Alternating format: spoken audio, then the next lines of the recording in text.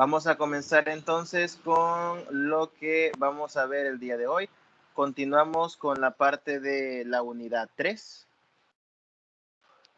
cuadriláteros y polígonos.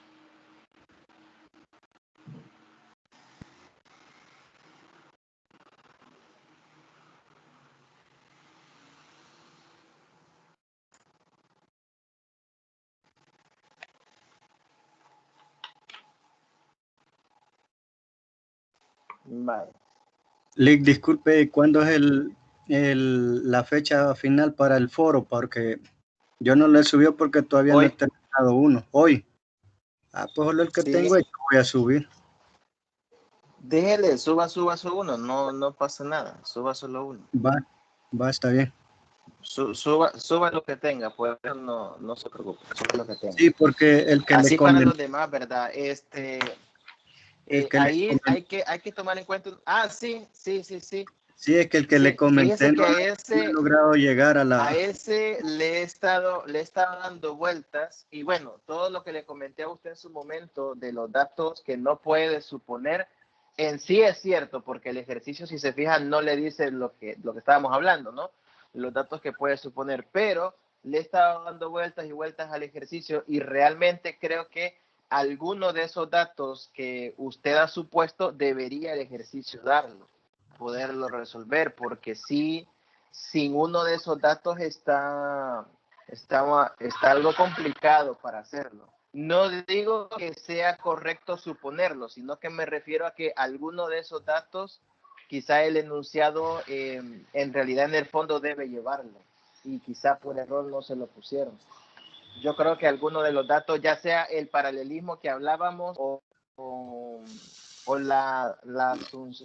el hecho de asumir que algunos puntos puedan ser puntos medios, esos datos creo que el ejercicio debería de darlos y no los da, porque sí está bastante complicadito hacerlo sin eso, la verdad. Bueno, entonces Ahí solo le voy a está subir dando el que vueltas tengo. a ese asunto. Sí, está bueno, solo suba ese. De todos modos, la fecha oficial ahí dice que es ahora, así que ustedes súbanlo y ya después, si por algún motivo se da un poco más de tiempo, pues ya pueden ustedes ver si les sale el otro, pero ustedes suban lo que tengan ahorita. Bueno, Mejor gracias. tener cierta parte de la nota y no quedarse sin nada. Vaya. Con respecto a lo que vamos a ver ahora, primero un recordatorio de algunos resultados importantes que tienen que ver con la parte de cuadriláteros y con el tema de polígonos. La primera observación de la que están viendo ustedes en pantalla ahorita es que el área de un trapecio es la mitad del producto de su altura y la suma de sus bases. Algunos textos lo hablan como que el producto de la altura del trapecio por la semisuma de las bases. Esa es otra forma muy peculiar de plantear el área de un trapecio específicamente. Un trapecio que tiene más o menos esta forma. Eso lo veíamos allá en una pequeña tutoría antes del parcial, si no me equivoco. Y bueno, si le ponemos base 1 a la mayor, base 2 a la base menor y trazamos una línea que será considerada como altura, esta de acá, siempre es importante tener en cuenta estas formulitas. Geométricamente no son complicadas de aprenderse, pero sí que hay que tenerlas muy a la mano, sobre todo no solo porque lo vayan a ocupar aquí en geometría, sino también porque lo van a ocupar en otro tipo de materia. Hay problemas de cálculo integral donde uno necesita a veces también cálculo diferencial, aplicar ese tipo de fórmulas geométricas, así que hay que tenerlas bastante a la mano. Y bueno, el primer recordatorio, como les mencionaba, el área de un trapecio es la mitad del producto de su altura por la suma de las bases, o lo pueden ver como el producto de la altura por la semisuma de las bases. En el caso de la semisuma es cuando uno lo representa como base 1 más base 2 sobre 2, todo esto por altura. O sea, lo pueden ver así. Hay algunos libros que lo plantean como semisuma, hay otros que lo plantean así como está enunciado acá. Y al final de cuentas es lo mismo, ¿no? Al final de cuentas es lo mismo. Y aquí yo lo he más o menos representado con un trapecio en el estilo más común en el que uno lo encuentra, pero esto aplica para cualquiera de las clasificaciones de trapecio que nosotros habíamos visto anteriormente. La segunda observación, el área de la región determinada por un rombo es el producto de las medidas de sus diagonales dividida por 2 o la mitad del producto de sus diagonales.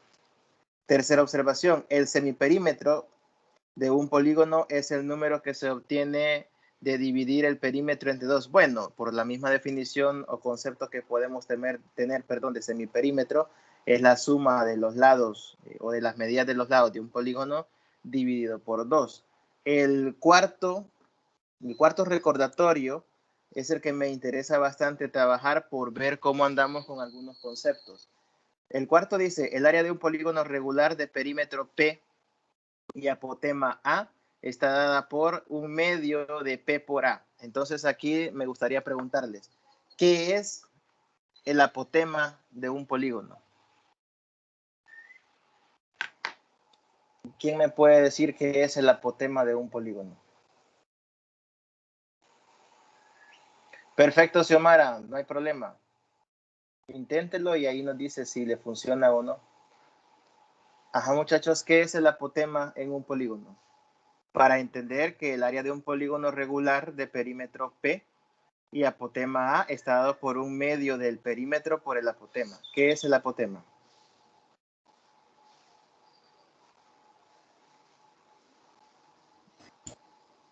Buenos días, licenciado. Buenos días. En este caso del polígono regular, el apotema sería pues la distancia que tiene desde el centro del polígono, digámoslo así, hasta uno de los lados del polígono. La distancia del centro Hacia, a uno de hacia los uno de lados los del lados del polígono. polígono. Bueno, cuando hablamos de polígono regular también, ¿a qué nos referimos con polígono regular? Todos los lados iguales. Ajá, todos los lados iguales. Eso implica, bueno, también todos los ángulos iguales, ¿no? Entonces, hablamos de un polígono donde tenemos todos los lados iguales y el apotema es simple y sencillamente la línea que se traza del centro del polígono perpendicularmente a cualquiera de los lados del polígono. En este caso, cuando decimos apotema A es porque el valor o la longitud de ese segmento del centro a cualquiera de los lados tiene como medida A. Eso tiene como medida A. Pero también por la misma definición de que es una línea perpendicular trazada del centro a cualquiera de los lados del polígono, esa misma definición nos da la noción de que estamos hablando de una distancia, como decía el compañero. Es básicamente interpretado de otra manera como la distancia que hay del centro del polígono a cualquiera de los lados del mismo polígono. Así que estas formulitas es bastante necesario podérselas porque, insisto, uno nunca sabe con qué tipo de datos le va a salir a un ejercicio a uno. Uno no sabe qué tipo de condiciones va a tener para poder resolver un determinado problema. Y bueno, a veces estas fórmulas pues permiten calcular de una manera más sencilla las áreas de algunos de los polígonos. ¿Qué es un polígono en general también? ¿Qué es un polígono? Yo no estuve con ustedes el miércoles, pero bueno, repasemos esos conceptos. ¿Qué es un polígono?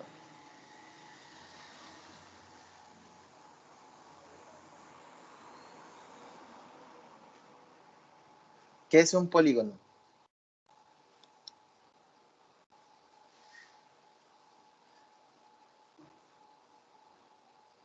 Polígono regular, ya me dijeron que es aquel polígono que tiene todos sus lados iguales. Ya más o menos hablamos del concepto del apotema también, pero en general, ¿un polígono qué es?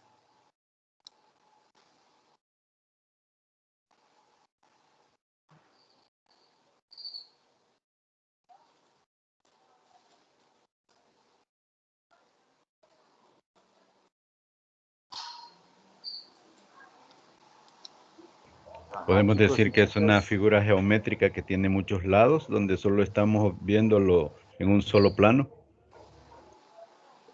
Es una figura geométrica que tiene muchos lados y lo estamos viendo en un solo plano.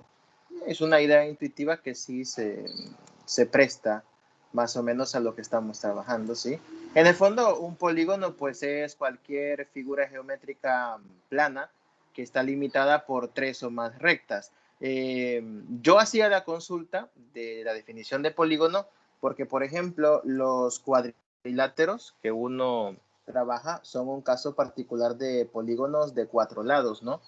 No necesariamente regulares, porque como estuvimos viendo las diferentes clasificaciones de cuadriláteros en una tutoría anterior, pues ahí vimos que los cuadriláteros no tienen por qué tener necesariamente lados iguales y por lo tanto son figuras son figuras cerradas de 4 lados, son casos particulares de polígonos de 4 lados, los cuadriláteros, pero no necesariamente regulares, ¿no? Entonces, esa era nada más para ir recordando algunos conceptos.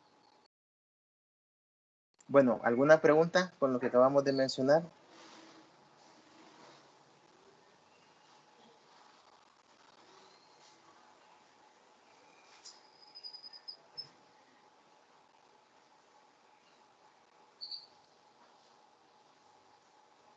Ok. Lic Andrés, no sé si quería decir algo, vi como que quería hablar. No. No, bueno, buenos días chicos y chicas, solamente animarles a que participaban. A eso iba, Lic, pero ahí Carlos. Ok. Se animó. Gracias. Ok. Gracias a usted. Bueno, entonces vamos a continuar. Vamos a trabajar un primer ejemplo sobre esta parte de cuadriláteros. No sé si se alcanzará a apreciar bien el dibujo acá, pero lo voy a repintar.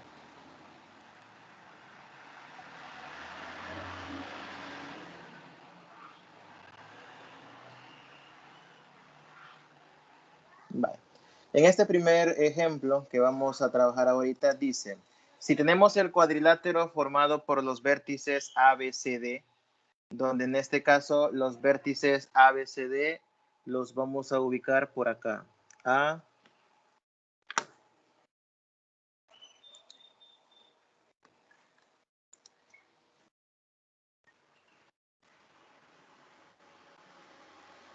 ABCD. Si tenemos este cuadrilátero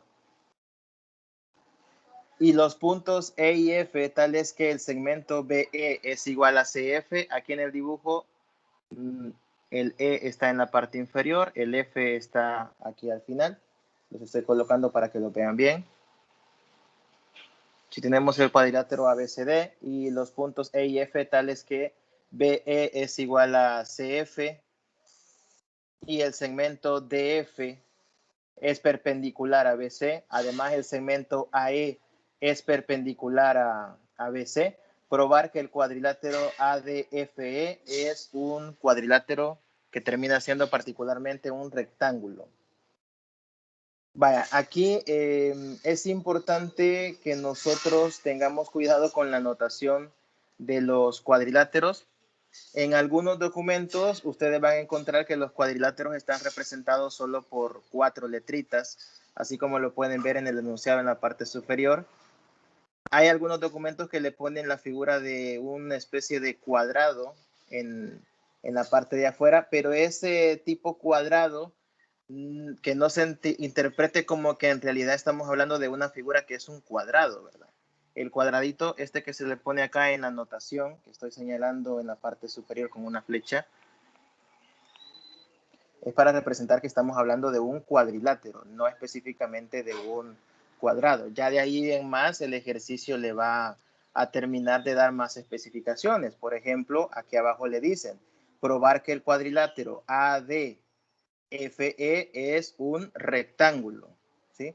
Es un rectángulo y aparece la misma notación de la figura. Esto es para representar que estamos hablando de un cuadrilátero. Bueno, aquí está el planteamiento de la figura.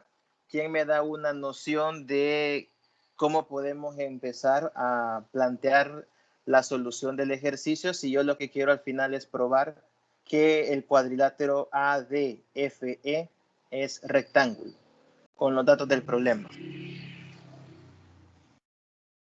Vamos a ver, ¿alguien se anima? Tendríamos que probar que BF es igual a CF. Probar que DF es No, igual no, a BE, CF. es que no veía bien la letra. Ah, BE ok. es igual a CF. Tienen que probar que BE es igual a CF. Eso ya se lo dan. O sea, toda la hipótesis del problema es que esto de que BE es igual a CF es algo que usted ya puede asumir. Que DF es perpendicular a BC y que AE es perpendicular a BC, también ya lo puede asumir. Los tres datos de arriba son hipótesis del problema. Lo único que tiene que probar es que el ADFE es un rectángulo. Ahí hay que nada más recordar cuáles son las También características de un rectángulo. no podríamos también probar que el triángulo ABE es congruente con DCF. ¿Y eso para qué le va a ayudar? Antes de pensar en qué es lo que van a hacer, lo que deben tener claro es qué es lo que quieren probar. Tienen que tener claro qué quieren probar y después ver qué es lo que pueden hacer para probar eso. O sea, mi pregunta inicial es lo siguiente. ¿Qué es lo que hay que probar para demostrar que el ADEF es rectángulo? Pues sí, porque en un rectángulo tanto AD como EF deben ser iguales y AE Ajá. con DF deben ser iguales. Yo decía porque Y solo eso. si muevo el triángulo ABE, lo traslado a DCF, estoy completando el rectángulo. Por eso, pero solo esa característica que usted me ha dicho de que los lados mencionados sean iguales es lo que hay que probar para que sea rectángulo. Solo eso. También que los 4 ángulos son de 90. Que de hecho es una de las propiedades más importantes, porque si solo nos vamos a lo de los lados, recuerden que los lados opuestos iguales también los cumple una figura que es un paralelogramo, lo cual aquí es parte de lo que hay que hacer, sí, lo de los lados opuestos, pero principalmente hay que irse también por el camino de los ángulos. De los planteamientos, de las hipótesis del ejercicio, me dicen que BE es igual a CF, o sea que esta porcioncita BE es lo mismo que CF. Las perpendicularidades que el ejercicio me da, AE con BC, yo aquí puedo poner ángulo de 90 y acá también, por la perpendicularidad que el ejercicio ya me está dando como dato. Y después, ¿qué más puedo sacar de ahí? Ya el compañero ya nos planteó en términos generales qué es lo que nosotros básicamente tenemos que buscar. Tenemos que de alguna manera argumentar o justificar que los lados opuestos son iguales y tenemos también que ver que los ángulos, los 4 ángulos sean de 90.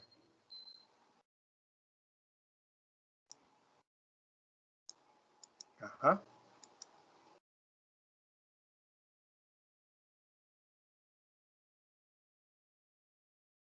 Con estos planteamientos que he hecho ahí, ¿qué más podemos sacar nosotros?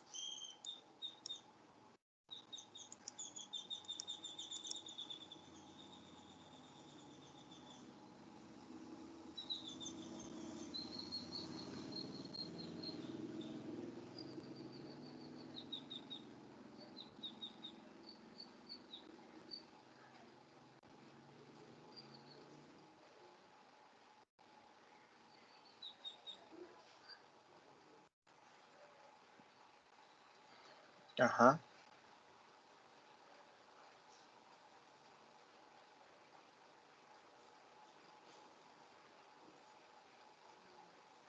El ¿Alguna ángulo, idea? el ángulo DAB también es de 90 ¿cómo que se llama eso? ¿Cuál ángulo me dijo? El DAB o BAD, como No, ese no. en el rectángulo que de donde está la paralela. No, es que lo que pasa es que el DA, cuando me dice DAB, usted me está hablando de todo esto, se lo voy a marcar acá. Sí, correcto. Pero Ese entonces, no es, pero ese no es de 90. no, entonces sería el ángulo DAE. Ajá, este. Y sí, ese sería de 90 por la perpendicularidad. Pero la perpendicularidad que el ejercicio me da es con el lado de abajo. Correcto, pero como la perpendicular hace un triángulo rectángulo por opuestos, por, ¿cómo se llama? Por alternos internos, este sería de 90. ¿Por alternos internos entre quiénes? Entre quiero ver. O sea, yo le entiendo el punto, pero... El CEA Ajá. y el DAE. El CA y el D. No, el C. No. Vaya. Sí. Ordenémonos un poquito. Vaya. Yo le entiendo el punto de lo que me quiere decir. Usted me está hablando de, y ya le va a aparecer marcado ahí en la parte superior, que ese ángulo es de 90, ¿no? El que le he marcado ahorita arriba. Vaya.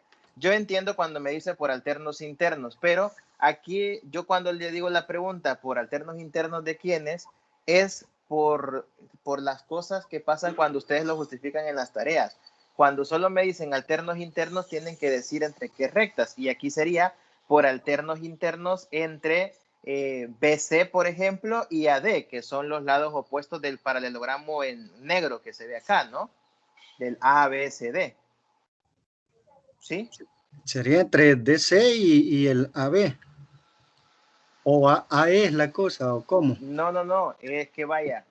Cuando uno habla de alternos internos, en estos dos que están en el lado izquierdo, las rectas paralelas que uno está considerando son la horizontal de abajo y la horizontal de arriba.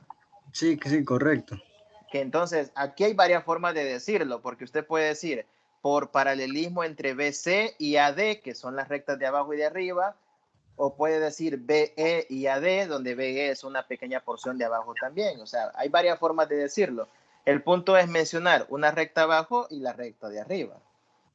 Esa es una forma de justificar los de 90. Hay otra. ¿Cómo eran en un paralelogramo? ¿Cómo son los ángulos consecutivos en un paralelogramo? Complementarios. No. La otra palabra. Suplementario, es que da 180. Correcto. Esa es la otra forma. La que mencionó Manuel es una y aquí esa es otra. Y aquí no me puedo ir diciendo que el ángulo ABE es igual al ángulo DCF. El ángulo ABE es igual al ángulo DCF. Por congruencia, sí.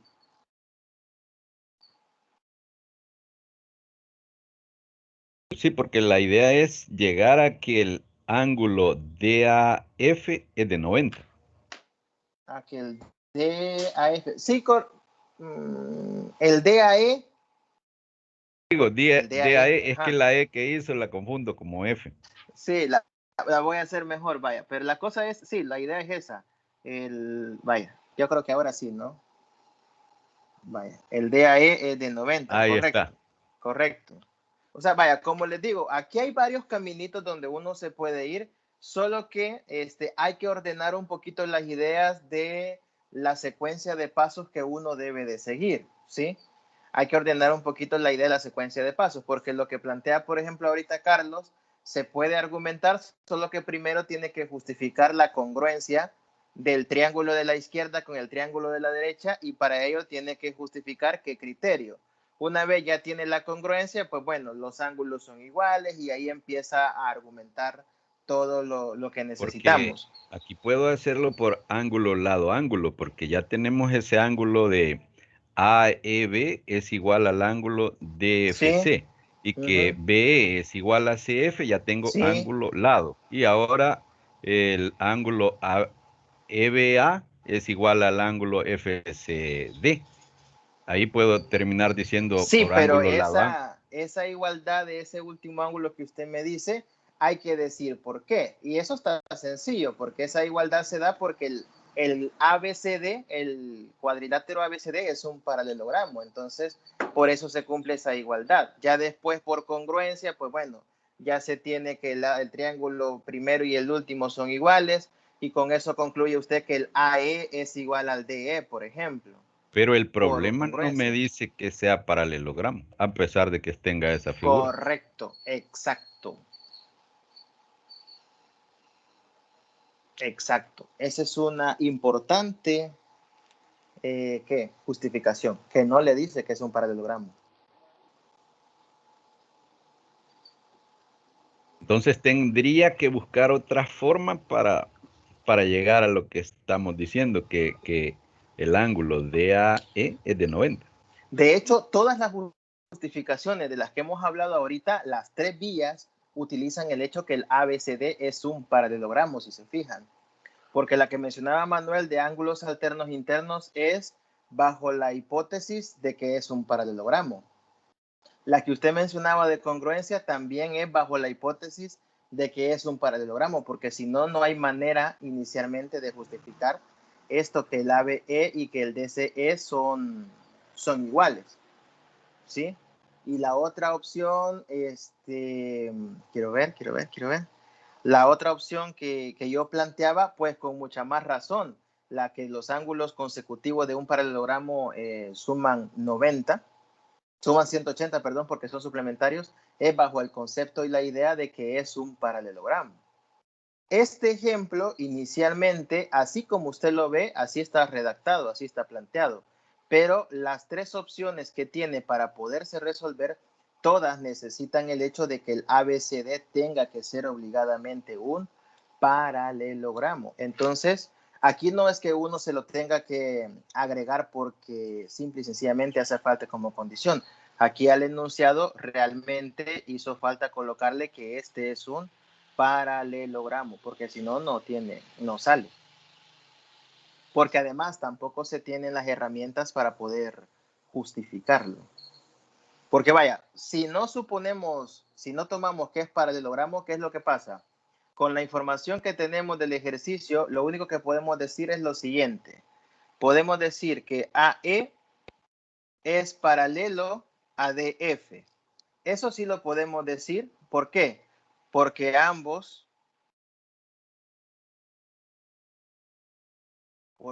son perpendiculares, y esto el ejercicio lo da. Ambos son perpendiculares al segmento BC. Esto el ejercicio lo da. Por hipótesis del problema, los dos segmentos AE y DF son perpendiculares al segmento BC. O sea, como los dos AE y DF están formando ángulos de 90 con todo el segmento BC, o con la prolongación de este, en el caso del DF, entonces las dos líneas AE y DF son paralelas. Eso estamos claros que es cierto. De esto también resulta que los ángulos AEC y DFC son de 90. El ángulo AEC y el ángulo DFE son de 90 grados. Eso también es por hipótesis del problema. El problema ya se lo da, que son las perpendicularidades que el ejercicio nos dice. Esto no necesitamos otra cosa para poder sacarlo. Pero de ahí en más, todas las formas de solución necesitan obligadamente que el ABCD que nos dan al inicio, aparte de ser un cuadrilátero, tiene que ser un paralelogramo. Aparte que como es un ejemplo que ya nos da, digámoslo así, el dibujo del ABCD, es cierto que no lo dice y yo siempre voy a mantener que no lo podemos suponer, pero aquí sí con toda propiedad puedo decir que este ejercicio no se podría resolver si no nosotros asumimos que el ABCD es un paralelogramo. Así que aquí al enunciado le falta esa condición. Algo similar pasa con el ejercicio que me consultaba Manuel. ¿Iba a decir algo, Carlos?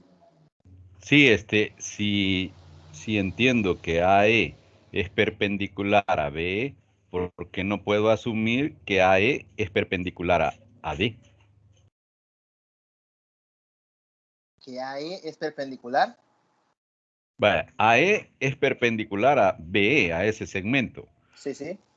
¿por qué no puedo asumir que AE es perpendicular al segmento AD? Si Que no fuera por ahí eso, pero estaríamos ya diciendo que es de 90. no, pues por eso. Eso lo podemos decir si estamos conscientes de que el ABCD es paralelogramo. Pero si ABCD no fuera necesariamente un paralelogramo, entonces no podríamos tener la seguridad de que el de arriba es de 90. Por ejemplo, yo podría formar un Ya le dibujo. entendí ahí eso. Ajá, yo podría tener un dibujo algo así, digamos. Algo así, donde bueno, ahorita no ha cargado, pero donde aquí abajo fuera 90, aquí fuera 90. Y no necesariamente en los ángulos de arriba fueran de 90. O Sí, sea, en correcto, eso. mi punto es que necesariamente necesitamos la condición que sea paralelogramo el ABCD. Así que ahí sí, es cierto que no podemos asumir ciertas cosas, pero aquí la cuestión es que el enunciado hace falta que diga que el ABCD es paralelogramo. Ya con eso, pues ya nosotros podemos sacar otras situaciones, agregándole la condición de que sea paralelogramo, porque nosotros podemos decir que el segmento AD es paralelo al segmento BC por ser ABCD En un ese caso paralelogramo. anterior, disculpe, en Ajá. ese caso anterior también podía buscar las alturas y si AE es igual a DF, entonces sí. El único detalle es que, como en estos tipos de problemas no tenemos datos numéricos de cuánto valen los segmentos, Ajá, sí, eso en ese es caso que el, la den. ajá, esa es la dificultad de estos problemas. Cuando nos dan valores de cuánto miden los segmentos, ahí sí, ¿verdad? Pero cuando no lo dan, no. Cuando no lo dan, no. Así que, bueno, Manuel, si quiere también, para resolver el otro problema que estábamos hablando con usted, haga la suposición esa que estaba tomando, la que yo le decía que no se lo daban, pero es que sin eso creo que no sale. Así que haga la suposición del paralelismo. Sí, porque yo ya sinceramente No, ya sí, me sí, sí. rebusqué y no llego. Sí, sí, sí, No sí, llego a sí. la Yo respuesta. estuve pensando y creo que le hace falta también ese dato. Bueno, ya con esto de que AD es paralelo a BC por ser ABCD un paralelogramo, aquí ya con esto de ser paralelogramo hay varias maneras de desarrollar este ejemplo. Particularmente hemos hablado de 3, pero yo voy a plantear una que quizás es la que usa un resultado que muy poco se utiliza y es el siguiente. Como hemos llegado a que el AD es paralelo a BC, es decir, el lado horizontal de arriba es paralelo al lado horizontal de abajo. Y también AE es paralelo a DF por los ángulos de 90 que se están formando. Por esos dos paralelismos, nosotros podemos decir, vamos a ver, lo voy a poner aquí 1, 2, 3.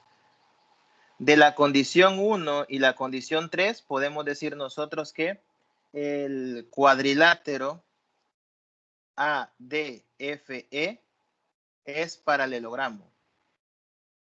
Recuerden que para que sea paralelogramo, lo único que necesitamos garantizar es que los lados opuestos son paralelos para que sea paralelogramo. Entonces, de la condición 1 y la condición 3, lo que nosotros hemos logrado demostrar es eso. Hemos demostrado que los segmentos horizontales y verticales son paralelos. Particularmente lo restringo al cuadrilátero ADFE y a eso es un paralelogramo. Y como el AEFD es un paralelogramo, entonces el ángulo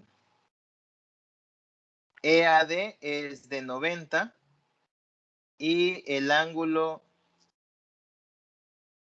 ADF también es de 90 grados.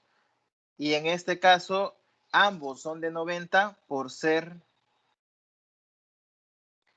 el primero de ellos consecutivo del ángulo AEC y el segundo también por ser consecutivo del ángulo DFE. Estoy hablando nada más de una de las 3 versiones de solución que habíamos hablado. Aquí lo que estoy haciendo es ocupando el resultado que mencionaba de que si yo tengo un paralelogramo, los ángulos consecutivos son suplementarios. Entonces, como ya sé que el AEC es de 90 porque el problema me lo dice, el consecutivo a él, que sería, bueno, hay dos consecutivos. Uno de ellos es el de arriba, el que tengo marcado arriba en el vértice A, sería el ángulo EAD, ese sería de 90, por lo que estamos hablando de ángulos consecutivos en un paralelogramo, y lo mismo para el ángulo del otro extremo. Así que tengo yo que el ADFE es un paralelogramo con sus ángulos de 90, y esa es la definición general de rectángulo. Ahora bien, aquí hay que aclarar una situación. La definición general de un rectángulo es una figura de 4 lados que tenga sus lados opuestos paralelos, o sea, que sea un paralelogramo y que tenga sus ángulos de 90. Particularmente cuando sus lados son exactamente iguales, el rectángulo toma el nombre particular de cuadrado. Pero un cuadrado también muchos lo podemos ver como un caso particular de rectángulo. Así que realmente yo sé que tradicionalmente uno el concepto de rectángulo lo maneja como que tiene lados opuestos iguales 2 a 2, pero no los tiene todos iguales. Uno ve un rectángulo como que siempre va a tener dos lados más grandes que otros dos, pero en realidad, geométricamente hablando, un rectángulo en general nada más es una figura con los 4 ángulos de 90 y sus lados opuestos paralelos. Punto. Y se acabó. No lleva, en un concepto muy general, no lleva la distinción de la medida de los lados. No lleva la distinción de si los lados son más largos unos que otros o no. Y esto, si no mal recuerdo, lo vimos en la tutoría antes del parcial. Ahí vimos la definición y la pueden ver ustedes en el material de plataforma, la definición de rectángulo, que en ningún momento habla de que tenga unos lados más largos que otros. Solo se refiere al paralelismo y a que los ángulos son de 90. Así que ya con esto ya se tendría demostrado que en efecto estamos hablando de que el ADFE es un rectángulo. No sé si hay alguna pregunta. Esta es una de las opciones que vimos, insisto. No es la única. ¿Pregunta? De ahí está el otro argumento que mencionaba Manuel del paralelismo, o lo que mencionaba Carlos también por congruencia. Yo insisto, pongo esto porque creo que es un resultado que muy pocas veces se utiliza, lo de los ángulos consecutivos de un paralelogramo. ¿Preguntas? ¿Preguntas?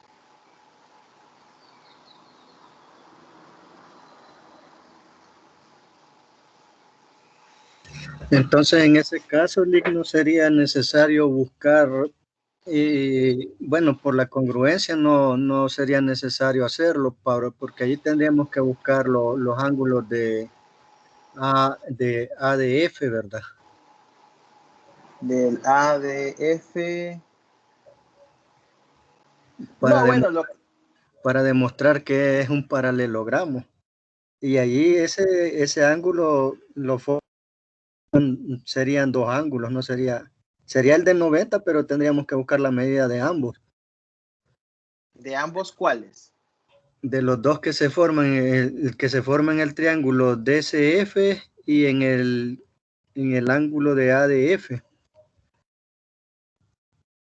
No es necesario buscar las medidas. Lo que pasa es que, vaya, como estamos partiendo de que el ABCD ya es un paralelogramo, el de color negro ABCD que ya es un paralelogramo, no sería necesario buscar las medidas exactamente de los ángulos. Ahí al final, insisto, ¿verdad? Hay que tener en cuenta que depende del camino por donde uno se vaya. Hay varias formas de intentar abordar este ejercicio, pero también recuerden una cosa. Para un paralelogramo, usted no necesita, digámoslo así, meterse con los ángulos. Para probar que una figura es un paralelogramo, usted lo único que necesita es ver que los lados opuestos son paralelos, nada más. Realmente lo de los ángulos no es necesario para probar que es un paralelogramo. Solo necesita probar que los lados opuestos son paralelos. En este caso, por el tipo de información del problema, podemos jugar solo con los lados. En algunos ejercicios, si no pudiéramos hacer nada con los lados, ahí sí ponemos a buscar ángulos y de acuerdo a los ángulos que encontremos, así hacemos nuestras respectivas conclusiones. Pero ahí depende de con qué tipo de información nosotros contemos y qué tipo de solución es por la vía que nos queremos ir, como la que menciona usted, Manuel. Ok, gracias, Bien, vamos con otro. Vamos a ver. Vamos a hacer este primero. Vaya, acá vamos a ver el que vendría siendo el ejemplo 3, ya después me voy a regresar si queda tiempo al 2. Pero este me parece bastante interesante. No sé si se alcanzan a ver los datos, pero primero comentar una formulita, la llamada fórmula de Herón. La fórmula de Herón es una expresión matemática que se utiliza para calcular el área de un triángulo cuando se conoce la longitud de sus tres lados. Y dice lo siguiente, si A, B y C son los lados de un triángulo, es decir, sus respectivas longitudes, y S es su semiperímetro, entonces el área de un triángulo viene dado por la raíz cuadrada de el semiperímetro por semiperímetro menos A, por semiperímetro menos B, por semiperímetro menos C. Esta formulita es bastante importante porque uno cuando tiene un triángulo y le piden calcular su área, en lo primero que piensa es en la fórmula de base por altura sobre 2. Lo que no se pone a pensar uno es que si el triángulo no es un triángulo equilátero o no es un isósceles o un triángulo rectángulo, a veces lo de encontrar la altura se nos puede dificultar. Nos puede dar bastante dificultad, perdón. Entonces, esta formulita de Herón, si nosotros conocemos los valores de los lados, nos facilita el hecho de que no necesitamos andar buscando cuánto vale la altura, ni necesariamente multiplicar base por altura sobre 2, sino que nos ayuda a calcular el área de un triángulo. En este caso, nosotros vamos a trabajar con un trapezoide, en este ejemplo 3, y nos piden determinar el área que encierra el trapezoide ABCD de la figura que está acá. No sé si hay algún problema con los datos numéricos, pero este trapezoide tiene un lado AB de 14 centímetros, el AD de 11, el DC de 8 y el BC de 15. Tiene 4 lados, cada uno con una cierta longitud diferente. Y aunque no hay nada en el enunciado que nos lo diga, pero en el dibujo nos muestran que el ángulo en C es de 90 grados. Es el único ángulo que nosotros sabemos cuánto vale. Entonces, no nos están pidiendo área de triángulo, pero nos están pidiendo el área de un trapezoide. Si esta línea BD no nos la dieran, la BD, ahí tendríamos el trapezoide propiamente hecho. La línea BD es casi como una ayuda que el mismo ejercicio nos da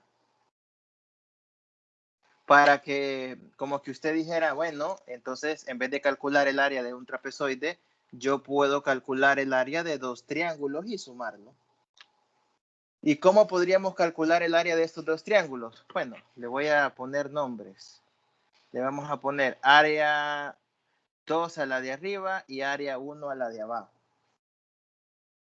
Para el área 1... Disculpe, en este caso diga, puedo hallar por Pitágoras el área del BCD y después usar la fórmula de Herón para la siguiente. Correcto. La idea es que el área total del trapecio, vamos a poner aquí, el área total es la suma del área 1 más el área 2. El área 1 está fácil de calcularlo. El área 1 usted puede usar fórmula de Herón si quiere, o si no, el área 1 se puede ir también por base por altura sobre 2. Porque como el área 1, que es para el triángulo BCD, es un triángulo rectángulo, ahí sabemos que los lados que forman el ángulo de 90 son base y altura fácilmente identificables. Así que, por ejemplo, una forma de resolverlo es para el área 1, tendríamos que el área es, bueno, le voy a poner acá, este es el área del triángulo BCD y esta área 1 sería base por altura sobre 2, 8 por 15 sobre 2. Hacemos las cuentas, esto terminaría dando 4 por 15, si no me equivoco, 60. 60 centímetros cuadrados, y yo le coloco las unidades. Esa sería la porción del área 1, que insisto, se puede hallar así como lo he calculado yo, o lo pueden hallar incluso por fórmula de Herón también. Para el área 2 no es un triángulo de 90, no es un triángulo rectángulo, y también como la figura original es un trapezoide, no tenemos información para decir que podría hacer yo algún trazo y probar que algún ángulo ahí es de 90. No hay la información suficiente para eso, pero sí que podríamos encontrar por Pitágoras, aprovechando lo del triángulo rectángulo, por teorema de Pitágoras, el segmento BD viene siendo como hipotenusa en el triángulo BDC. O sea que lo podría poner como 15 al cuadrado más 8 cuadrado raíz cuadrada por el teorema de Pitágoras. Y luego este resultado me va a dar 17. Ahí les pediría que fueran corroborando los cálculos si alguien tiene una calculadora a la mano. Por Pitágoras, BD me da 17. Una vez que ya tengo que el BD es 17, entonces para el área 2, por fórmula de Herón, para el área 2, por fórmula de Herón, ¿qué es lo que nosotros tendríamos acá? El semiperímetro sería la suma de los tres segmentos, de los tres lados, entre 2. Ese es el semiperímetro. 14 más 11 más 17 sobre 2. ¿Cuánto da 14 más 11 más 17 sobre 2? Quiero ver, quedaría 38, 42 sobre 2, 21, si no me equivoco, ¿no? El semiperímetro. 14 más 11 más 17 sobre 2 sería 21, y por lo tanto tendríamos que el área 2 sería 21, que es el semiperímetro, por 21 menos A, por 21 menos B, por 21 menos C. Y todo esto raíz cuadrada. Semiperímetro por el semiperímetro menos cada uno de los lados. 21 menos 14, 21 menos 11 y luego 21 menos 17. Así que hacemos las cuentas de esa raíz cuadrada y nos terminaría dando ¿cuánto? ¿Cuánto da ese cálculo?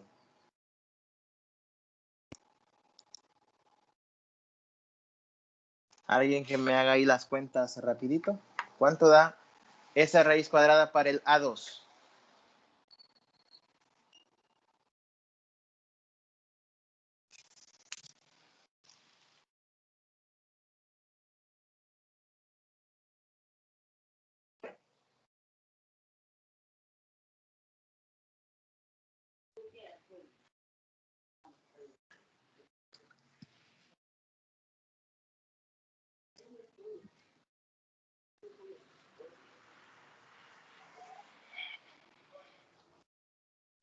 ¿Alguien que ya lo haya hecho? ¿Cuánto da?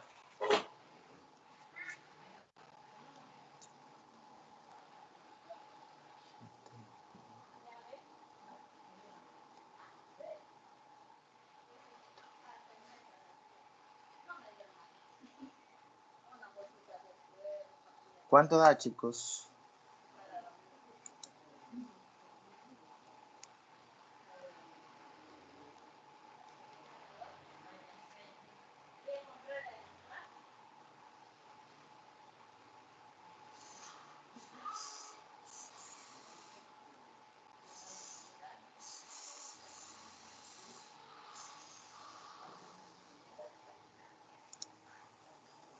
Hola muchachos, alguien que lo haga así rapidito. Yo aquí en la calculadora ya lo hice como 4 veces, no creo que no lo haya hecho alguien de ustedes ya. ¿Alguien que me diga cuánto da el área 2?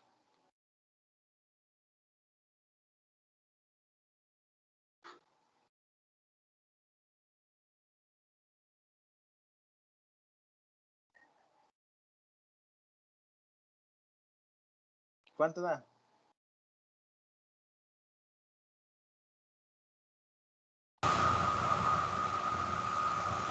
7668.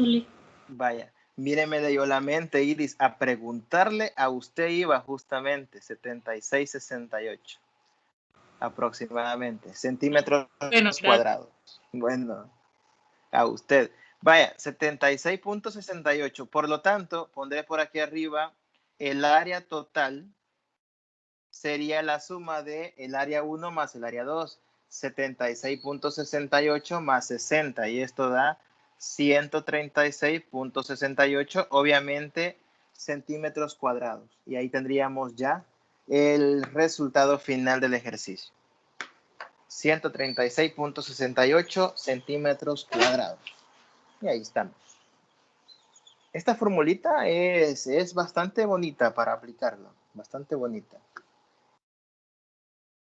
Incluso si a usted le pidiera en un momento dado un área de un triángulo y no tuviera valores numéricos de los lados, bien podría utilizar la fórmula de Herón para representar el área en términos nada más de segmentos, sin necesidad de calcular medidas, ¿verdad? ¿Preguntas?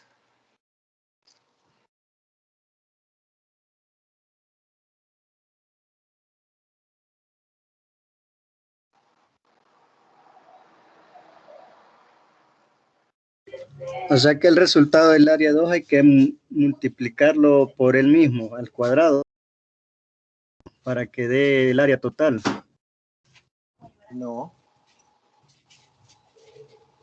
El área 2 dio 76.68. El área total... Y a eso le ponemos los 60, ¿o cómo? Sí, correcto. Aquí arriba tengo la formulita. Área total es área 1 más área 2, entonces solamente es la suma de la primera área por Pitágoras y de la... Bueno, por Pitágoras la primera no, la primera era típica base por altura sobre 2 y esta segunda. Ahí está. Bueno, gracias. Bueno. Vaya, vamos con otro ejemplo.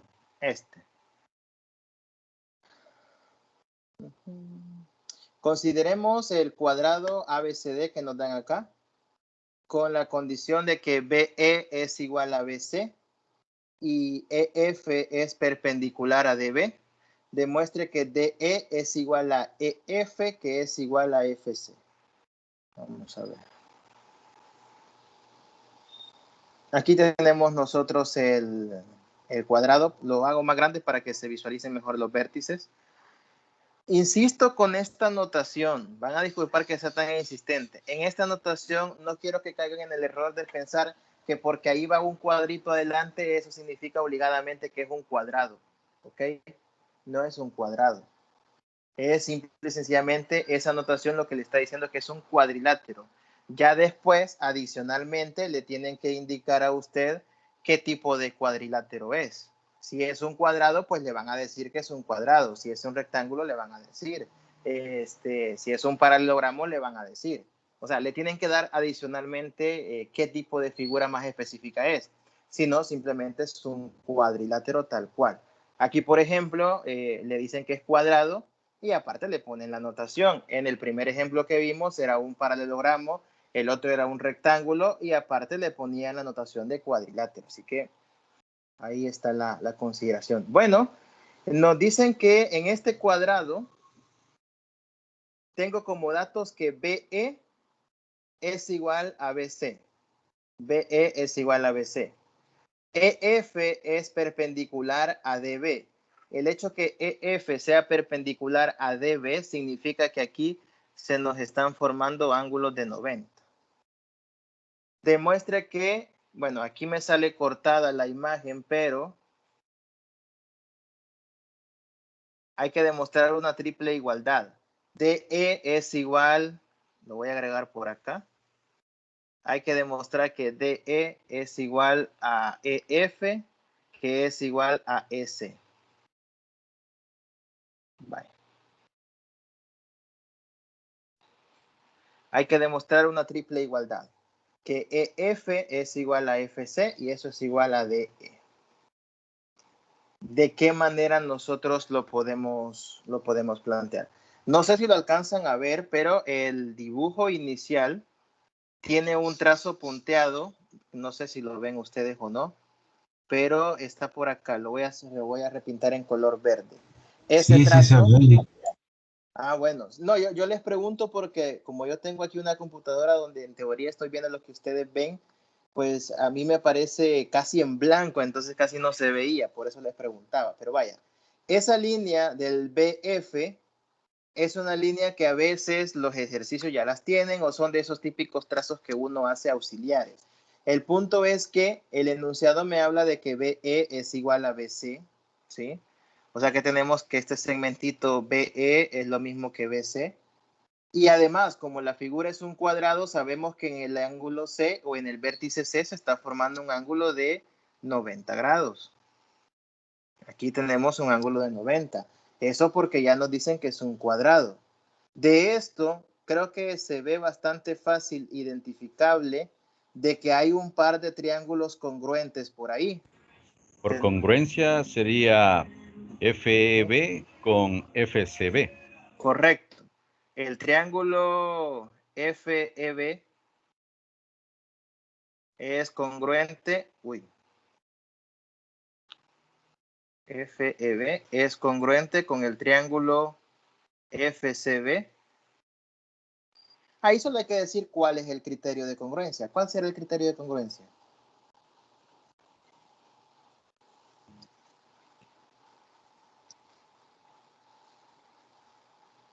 Lado, ángulo, lado. Lado, ángulo, lado. ¿Seguros?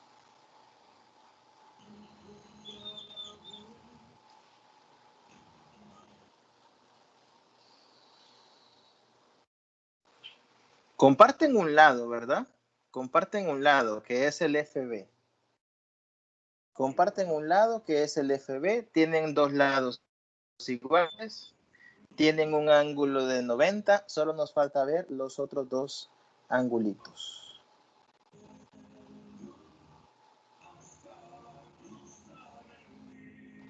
Ajá, ajá.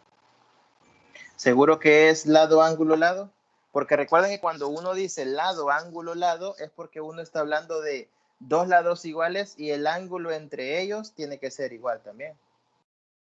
Pero aquí, lamentablemente, el ángulo que tenemos que es igual no es el ángulo entre los dos lados iguales. Ángulo. Lado. Ángulo. Sería por lado, lado, lado. Pero es que el tercer lado, que es el más pequeñito, el EF y el FC, es lo que queremos demostrar que es igual. Es ahí el problema. El EF y el FC es lo que queremos ver que es igual. O sea, en teoría, la idea es ver que son congruentes los dos triángulos y como los dos triángulos son congruentes, tendríamos que EF y FC serían iguales. Pero digamos que esa es la conclusión a la que vamos a llegar luego de demostrar la congruencia. Uh-huh, uh-huh.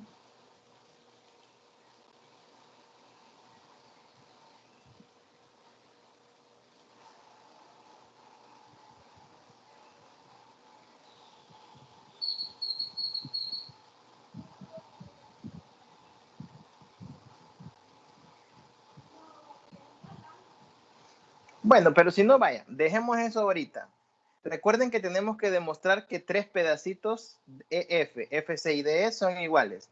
Dejemos ahorita esto para el final.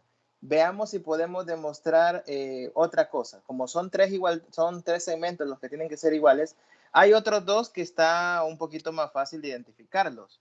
Como la figura en general es un cuadrado, significa que las diagonales de un cuadrado son al mismo tiempo bisectrices de los ángulos, ¿no? O sea que si yo tengo ángulos de 90, las diagonales del cuadrado terminan partiéndolo en ángulos de 45. Por lo tanto, aquí arriba yo tendría un ángulo de 45 grados. Creo que no hay problema en ver eso. Y luego en el triángulo DEF, en el triángulo pequeñito de la esquina, el último ángulo tiene obligadamente que ser de 45 grados. ¿Por qué? Porque como el ángulo en E es de 90, los dos de arriba, como uno es de 90, el otro es de 45 por ser de una diagonal de un cuadrado, el tercer ángulo tiene que ser de 45, lo que significa que el triángulo DEF es isósceles. ¿Se ve esa conclusión o no se ve? Sí, Lick, se mira. Sí, vaya. El triángulo DEF es isósceles y como es isósceles, eso significa que los lados opuestos a ángulos iguales son iguales. O sea que el DE es igual al EF. Y ya tengo entonces una primera de las dos igualdades que hay que probar. DE es igual a EF. Ya tengo ese dato. Solo me falta el otro. Que el otro, creo que ya todos deberíamos haber visto que de la congruencia la conclusión saldrá inmediata. Los dos triángulos de arriba son congruentes, entonces EF va a ser igual a FC. Y con esto que acabo de escribir en morado abajo ya tendríamos todo el ejercicio hecho. Pero la pregunta es, ¿cómo termino de justificar la congruencia?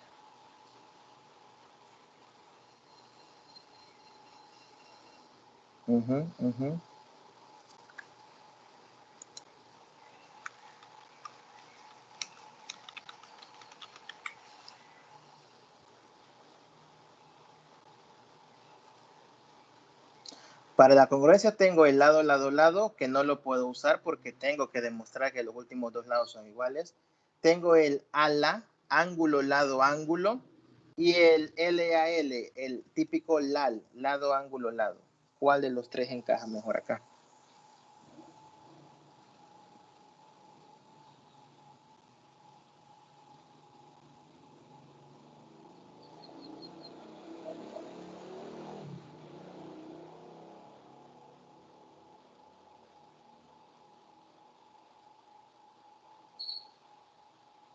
O si no, viene la otra pregunta que tendrían que hacerse.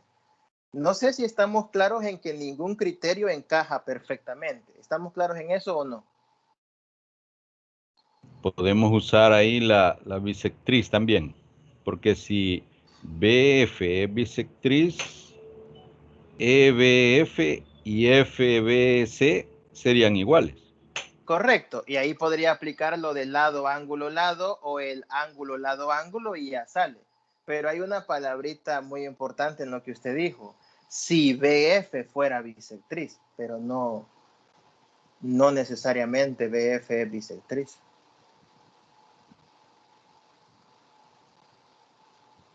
Pero bueno, ya mencionamos los tres criterios. Ninguno pega, ninguno se puede usar, por lo tanto, entonces viene uno y se pregunta, bueno, ¿será que hay otra forma de verlo y no por congruencia? Sí, hay otra forma de verlo. Si y yo tengo... si F es punto medio entre D y C. Tampoco lo sabemos. O sea, lo que usted me está diciendo funcionaría, pero bajo la hipótesis de que fuera bisectriz esa recta o de que F fuera punto medio, pero no lo sabemos. No sabemos ninguna de esas dos cosas. Pero hay otra situación que no hemos usado. Hay otra situación que no hemos usado y es lo siguiente. ¿Qué otra cosa muy común nosotros podemos utilizar cuando tenemos un triángulo rectángulo? En lo primero, Semejanza triángulo, no. Olvidémonos de semejanza y de congruencia. ¿Qué es lo primero en lo que uno piensa cuando a uno le dan datos en un triángulo rectángulo? ¿Cuál es esa fórmula tan común que uno ocupa en un triángulo rectángulo? Por Pitágoras. Pitágoras. Aquí hay que aprovechar que en esos dos triangulitos tengo dos lados iguales y solo uno desigual y además es un triángulo rectángulo. Entonces, en realidad es cierto que la congruencia me ayudaría mucho, pero no hay que perder de vista que yo lo único que necesito es demostrar que dos lados son iguales. Y bueno, si esos dos lados no los conozco por Pitágoras, ¿qué es lo que sucede? En el triángulo FCB, por ejemplo, en el triángulo FCB, yo tengo que FC es FB al cuadrado menos CB al cuadrado por Pitágoras. ¿Sí o no? FC es un cateto y sería hipotenusa al cuadrado menos el otro cateto al cuadrado. De la misma manera, en el triángulo FEB, yo tendría que FE, que es el que no tengo ningún dato, es igual a la hipotenusa, que aquí sería FB al cuadrado menos EB al cuadrado, que es el otro cateto. Y como el problema ya me dice que BE es lo mismo que BC, bueno, que yo aquí lo he puesto con las letras al revés en la fórmula, le he puesto CB, pero es lo mismo que BC. EB es lo mismo que BE en términos ya numéricos. Entonces, de aquí se concluye que FC es exactamente igual a FE. ¿Estamos o no? ¿Sí o no?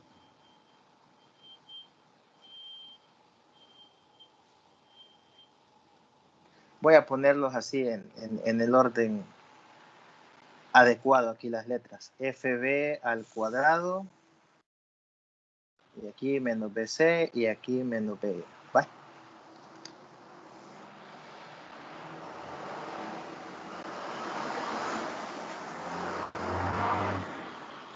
Concluyendo así al final que DE es lo mismo que EF y esto a su vez es lo mismo que FC. Bye. Y ahí está ya el resultado final del problema. Entonces no era tan necesario congruencia. Lo que pasa que yo entiendo que cuando uno ve varios triángulos, lo primero en lo que uno piensa es en usar congruencia o semejanza. Eso es algo normal, pero no perdamos de vista que particularmente en esta unidad 3, como los contenidos son cuadriláteros y polígonos sobre todo, uno no solo debe concentrarse en usar resultados de triángulos, sino que también muy a menudo se ocupa Pitágoras. De hecho, lo ocupamos en el ejercicio anterior, lo ocupamos en este. Así que en esta unidad 3 es muy común usar Pitágoras para resolver varios de los problemas que se nos van a presentar. ¿Preguntas? ¿Preguntas?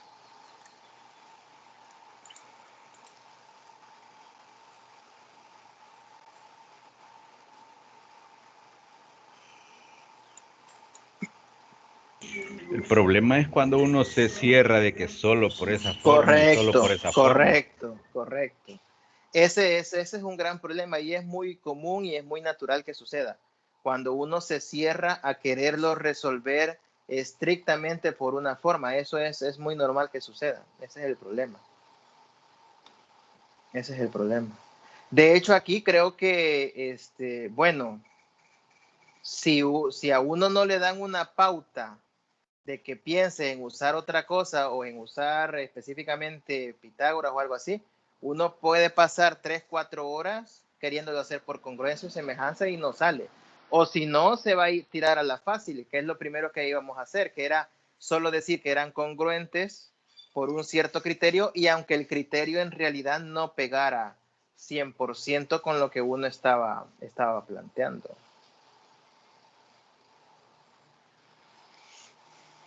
Así que bueno, ahí tenemos ya la solución de este problema. Vamos a ver. Voy a dar rapidito el último problema, creo que en unos 5 minutos lo sacamos, por aquí está. El que era inicialmente el problema 2 y son los que tenemos agendados para trabajar hoy. Vaya, en este problema 2 me dice, considere los rectángulos ABCD.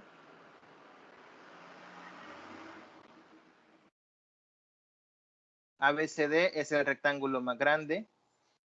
Y el SFG, como pueden ver ahí, quizás por error de digitación o algo, pues a uno le han puesto la notación del cuadradito, a otro no, pero bueno, eso es lo de menos. Consideramos el rectángulo ABCD y el SGF. El SGF, aquí está F, vamos a ver, este es E y este es G, ahí estamos. Porque se veían bien pequeños ahí los numeritos, las letras, perdón. Vaya, consideremos esos dos. Los dos son rectángulos. El problema eso ya lo dice. Los dos son rectángulos. E es el punto medio de BC. Ese es un dato importante. Que E es punto medio de BC. Y me piden, vaya, esto que está acá, cuando a uno le pidan A y entre paréntesis 4 letras, eso significa el área del cuadrilátero ACGF. Esto que he puesto ahí con una llave, eso es área de el cuadrilátero ACGF. Entonces nos dicen que el área del cuadrilátero ACGF es igual al área del cuadrilátero ABCD entre 3. Todo eso es el enunciado del problema. Entonces, lo que nos piden acá, que no lo he puesto en el enunciado, pero lo que nos piden es, sabiendo que el segmento GC mide 6 centímetros y que el segmento AD mide 20, obviamente centímetros, nos pide calcular el área de cada rectángulo.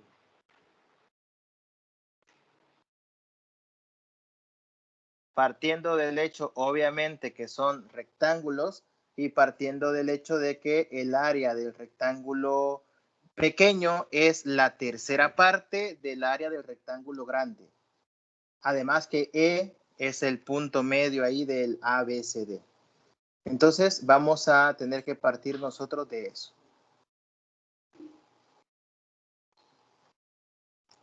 ¿Qué podemos hacer acá? Bueno, tenemos varios datos. E es punto medio de BC. Nos dan una relación de las áreas. El área del rectángulo pequeño es la tercera parte del área del rectángulo grande. Y nos dicen que sabiendo que GC vale 6 y que AD vale 20, hallar el área de cada uno de los rectángulos. Es un tanto desproporcionado viendo el dibujo. Bueno, ni tan desproporcionado lo de los datos. AD vale 20 y GC vale 6. Bueno. ¿Cómo lo podemos hacer? Bien, sabiendo que el área del rectángulo SGF es igual al área del rectángulo ABCD entre 3, o sea, es la tercera parte del área. Y como estamos hablando de rectángulos, en un rectángulo las áreas, ¿cómo se calculan? En un rectángulo las áreas se calculan simple y sencillamente como base por altura. Por altura. Entonces, el área del rectángulo pequeño, que voy a sombrear aquí en azul para identificarlo, el área del rectángulo pequeño lo podemos colocar como S por CG o por GC. S multiplicado por GC. Aprovechando que ya sabemos que GC vale 6, porque el ejercicio ya nos lo da. Y del otro lado, el área la puedo colocar como el producto de la base BC, por ejemplo, por CD. BC por CD, base por altura, y sería un tercio de la base por la altura.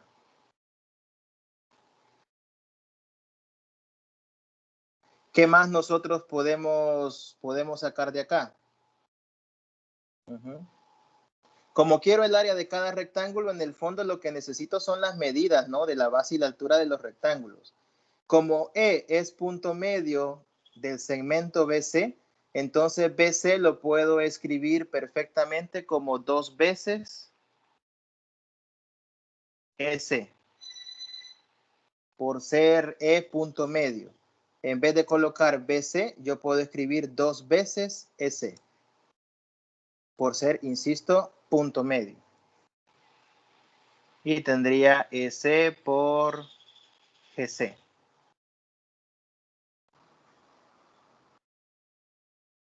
Como todo es un, aquí le he puesto un medio, es un tercio. Como todos son productos, y aquí no tenemos sumas ni restas, al ser todos productos, yo puedo eliminar factores iguales en ambos lados. Y en este caso, yo podría eliminar S y S en los dos lados, ya que todos, insisto, son productos. Y llego a colocar que GC, el segmento GC, es igual a 2/3 del segmento CD. Tengo esa primera relación. Si bien es cierto, no he sacado datos numéricos concretos, pero ya tengo una relación entre los dos segmentos. De aquí que CD es igual a 3/2 de GC, despejando, y como GC vale 6, esto sería 3/2 de 6, lo cual me va a dar 9, lo que significa que el segmento CD vale 9.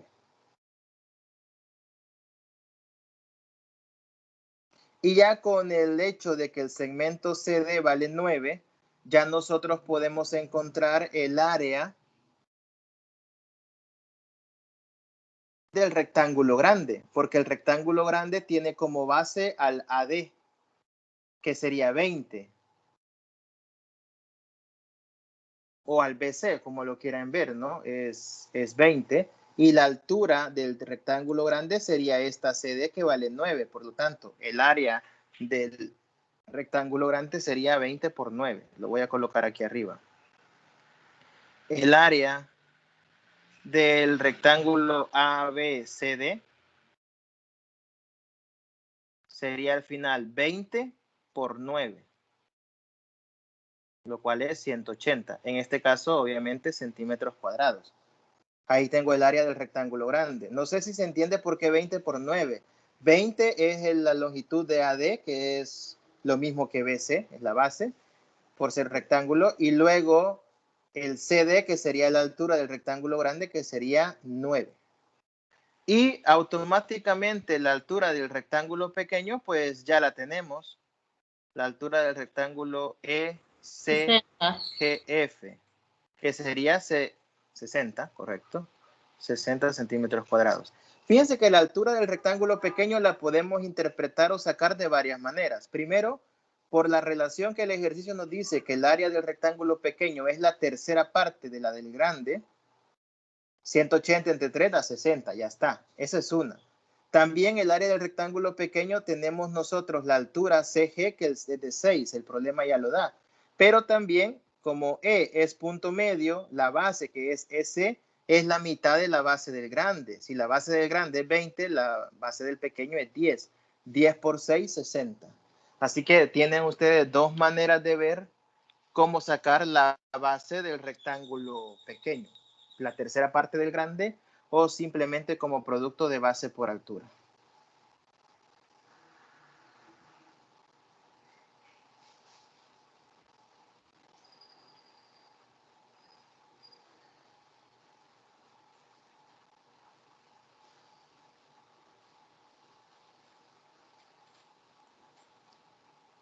¿Preguntas?